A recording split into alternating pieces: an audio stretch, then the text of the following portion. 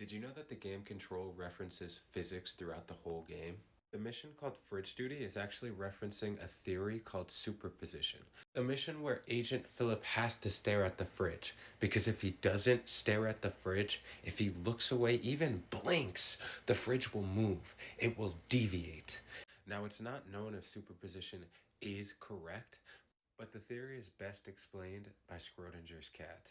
You put a cat in a box, you put radioactive material in a box, and it has a 50-50% chance of killing the cat. And until you open that box, you have no idea which outcome is going to happen. That's a simple way of saying that a particle could be in multiple different states at the same time. When you open the box or observe it, then the state is chosen and it's chosen by chance. Or it could even be referencing the observation theory, the theory that viewing an electron would change its course of path.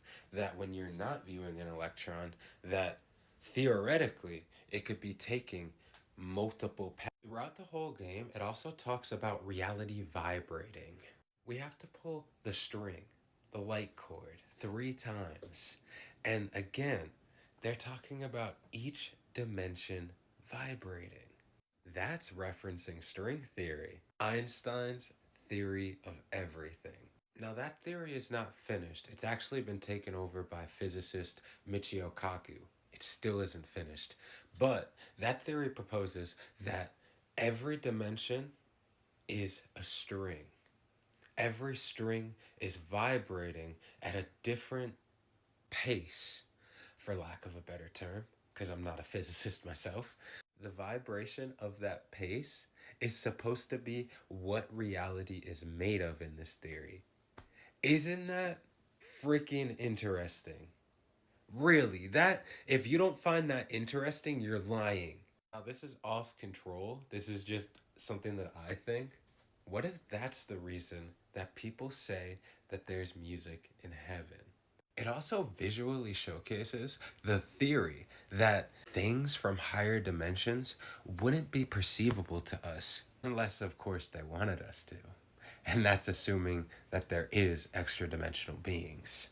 It's just showcased through their traps. You know, you walk into a room and all of a sudden you're bombarded and hoarded by the extra dimensional beings. Hiss. It's also kind of showcased in the maze. See, some people theorize that the germ world would be the second dimension. The only reason that we could peer into the second dimension, the germ world, in this theory, is because we have the tools to do so. This is relevant because when you go through the maze, you have to go to the janitor and get his music player, if you remember. So either the music that plays or the music player itself would be the microscope in this situation, if that makes any sense. Or I guess really I probably should say macroscope, because we would be dealing with higher dimensions in this case. Control also references a lot of Carl Jung.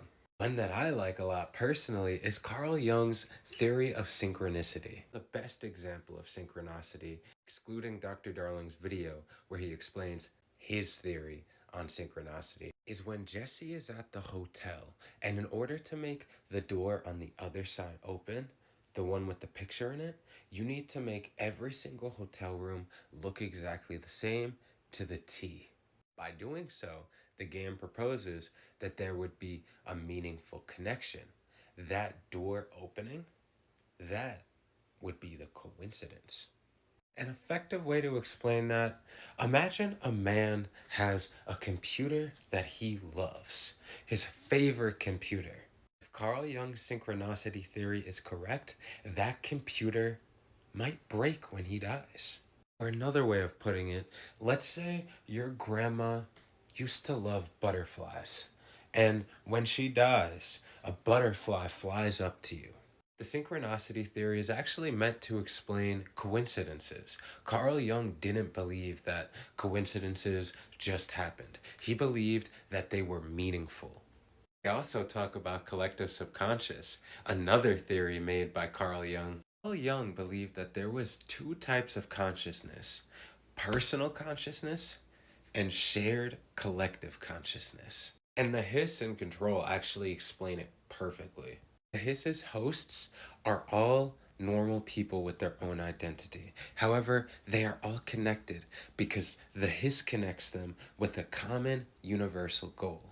The real theory is that every single person is connected via traits, ideas, archetypes, and even through thoughts. Now, I don't know if this is in the game because frankly, I haven't beaten it yet. But alongside the collective subconscious theory, there's a theory that goes with it that some people believe called the Akashic Records.